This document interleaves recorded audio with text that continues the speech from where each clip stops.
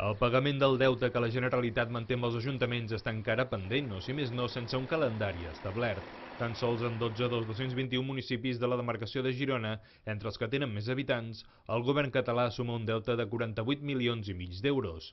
Alguns han fet accions per reclamar a la Generalitat que els pagui, i molts demanen poder reunir-s'hi per trobar una solució. Els que pateixen més són els consistoris més petits, pel que suposa una aportació significativa d'uns ingressos cada vegada més reduïts. Alguns s'han vist obligats a prendre mesures per sufragar la manca de diners.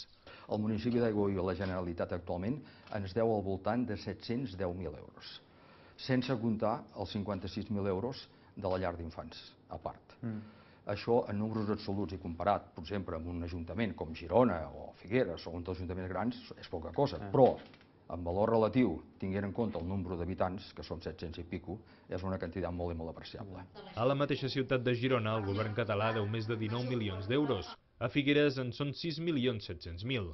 En alguns ajuntaments, el deute correspon a la part del Pla de Barris, quantitat que a la Bisbal d'Empordà, per exemple, són prop de 300.000 euros del 1.400.000 que hi deu la Generalitat.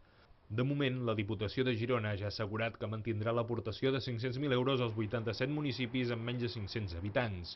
Al conjunt dels municipis catalans, el deute del govern suma fins a 753 milions d'euros.